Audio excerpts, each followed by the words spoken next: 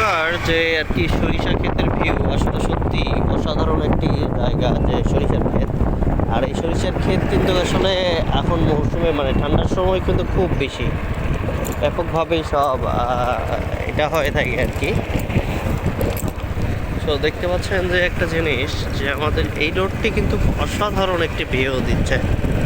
তো আপনারা একটা জিনিস দেখেন যে সরিষার ক্ষেত্রে এখন গাছ শেষ, সরিষার ফুলটাও ঝরে যাচ্ছে। তবে এখন যেটা মেইন বিষয় সেটা হলো যে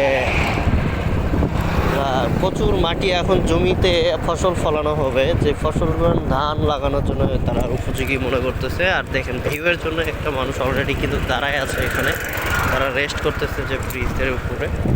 সো এটাই আর কি, বিশেষ করে যে প্রত্যেকেই ভালো ভালো জায়গাটি খুব ভালো করে দেখে। দেখেন কি সুন্দরভাবে মনোরম পরিবেশের মধ্যে মানুষের ছাগল বকরি যারা যা আছে তাদেরকে সব কিছু ছাড়া হচ্ছে। তো অসাধারণ সব ভিউ।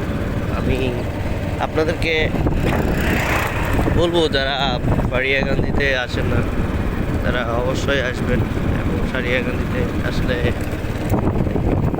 আর আশেপাশে দেখেন অনেক রকমের আর সেই ফলের গাছ লাগানো হয়েছে। অর্থাৎ হলো বলতে গেলে আমরা দেখতে পাচ্ছি কাঠবাদাম কিছু গাছ আছে, কিছুটা গাছ আছে পেয়ারা গাছ আছে।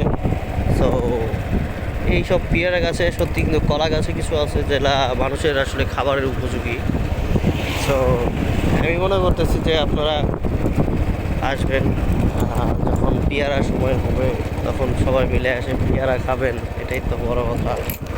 পেয়ারা খেতেই হবে। হ্যাঁ, গাছের আশেপাশে যখন লাগাইছে পেয়ারা গাছ, পেয়ারার যখন দাম বেশি থাকবে তখন আপনারা চলে আসবেন এখানে।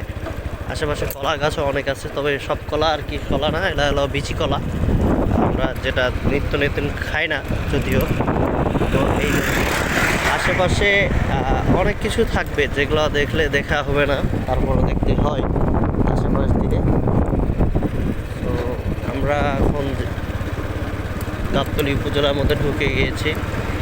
তো এই সাইডে দেখতেছি যে ভুট্টার ক্ষেত, তবে ভুট্টা এগুলো আসলে মানুষ খাওয়ার জন্য না, গরু বকরি ছাগল খাওয়ার জন্য ভুট্টা লাগাইছে। আর এই পাশে তো সরিষার ক্ষেত আছে, ইয়াল্লাহ হাবিবি কাকুর সরিষার ক্ষেত।